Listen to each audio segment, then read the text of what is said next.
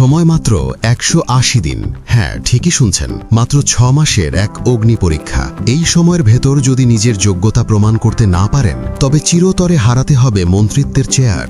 VIP culture, বিলাসবহুল জীবন আর মন গড়া অফিস টাইম সব এখন অতীত।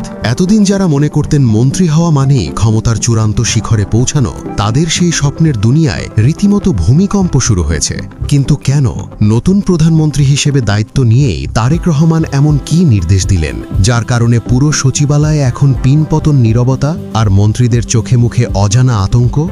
যদি বাংলাদেশের সাম্প্রতিক রাজনীতির সবচেয়ে বড় চমক সম্পর্কে জানতে চান, তবে ভিডিওটি না টেনে শেষ পর্যন্ত দেখুন।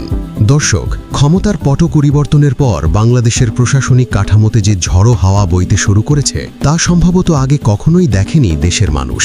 সরকার গঠনের পর প্রধানমন্ত্রী হিসেবে দায়িত্ব গ্রহণ করে তারেক রহমান একের পর এক এমন সব যুগান্তকারী পদক্ষেপ নিচ্ছেন, যা সাধারণ মানুষের কাছে প্রশংসিত হলেও রাজনৈতিক মহলে তৈরি করেছে এক বিশাল চ্যালেঞ্জ। সবচেয়ে বেশি আলোচনার জন্ম দিয়েছে তারেক রহমানের বেঁধে দেওয়া ১৮০ দিনের ডেডলাইন। এটিকে বর্তমান সরকারের একটি মাস্টার স্ট্রোক বলা যেতে পারে। সচিবালয়ের আনাচে কানাচে এখন কান পাতলেই একটি শব্দ শোনা যায়: পারফরমেন্স। প্রধানমন্ত্রী তার মন্ত্রিসভার প্রত্যেক সদস্যকে একটি কড়া বার্তা দিয়ে পরিষ্কার রোডম্যাপ তৈরি করতে নির্দেশ দিয়েছেন। আগামী ৬ মাস হল তাদের জন্য একটি প্রবেশনারি পিরিয়ড বা চূড়ান্ত পরীক্ষাকাল। এই সময়ের মধ্যে প্রত্যেক মন্ত্রীকে নিজ নিজ দপ্তরে ফাইলের জট কমাতে হবে, দৃশ্যমান উন্নয়ন দেখাতে হবে এবং জনভোগান্তি শূন্যের কোঠায় নামিয়ে আনতে হবে। আর যদি কেউ এই পরীক্ষায় ফেল করেন, তাহলে কোনো ওয়ার্নিং ছাড়াই তাকে মন্ত্রিসভা থেকে সরাসরি অব্যাহতি দেওয়া হবে। অর্থাৎ শুধু চেয়ার দখল করে বসে থাকার দিন শেষ, এখন টিকে থাকতে হলে কাজের প্রমাণ দিতে হবে। এর ফলে মন্ত্রীদের মাঝে এখন রীতিমতো একটি স্বাস্থ্যকর কিন্তু কঠিন সার্ভাইভাল গেম শুরু হয়েছে। শুধু মন্ত্রীদের আলটিমেটাম দিয়েই ক্ষান্ত হননি তারেক রহমান। তিনি নিজে তৈরি করেছেন এক অনন্য দৃষ্টান্ত। আমরা এতদিন দেখে এসেছি সরকারি অফিস সকাল ৯টায় শুরু হলেও ভিআইপিরা আসতেন নিজেদের খেয়াল খুশি মতো। কিন্তু এখন দৃশ্যপট সম্পূর্ণ ভিন্ন। প্রধানমন্ত্রী স্বয়ং প্রতিদিন ঘড়ির কাঁটা ধরে ঠিক সকাল ৯টায় নিজের দপ্তরে প্রবেশ করছেন। সরকার প্রধান যখন এতটা সময়ানুবর্তী, তখন অধস্তনদের অবস্থা কি হতে পারে তা নিশ্চয়ই আর বলার অপেক্ষা রাখে না। এর পাশাপাশি বাংলাদেশের রাজপথ থেকে বিদায় নিয়েছে সেই বিরক্তিকর ভিআইপি প্রোটোকল।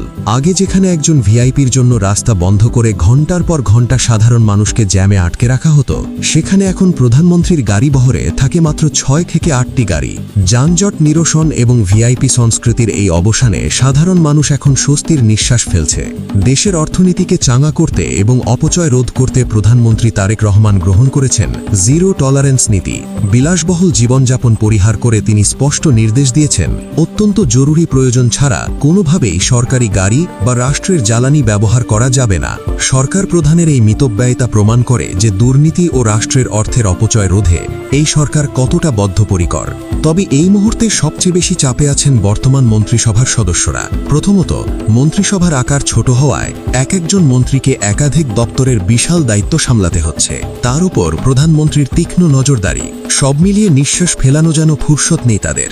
রাজনৈতিক বিশ্লেষকদের মতে খুব শিগগিরই হয়তো মন্ত্রিসভার আকার বাড়ানো হতে পারে এবং কিছু নতুন মুখ আমরা দেখতে পারি। তবে নতুন যারা আসবেন, তাদের জন্য এই ১৮০ দিনের জবাবদিহিতার নীতি সমানভাবে প্রযোজ্য থাকবে। তারেক রহমানের এই সাহসী সংস্কার বা রিফরমেশন উদ্যোগ বাংলাদেশের রাজনীতিতে একটি নতুন বেঞ্চমার্ক তৈরি করেছে। সাধারণ মানুষ এই পরিবর্তনকে সাদরে গ্রহণ করলেও মন্ত্রীদের জন্য এটি এখন টিকে থাকার লড়াই।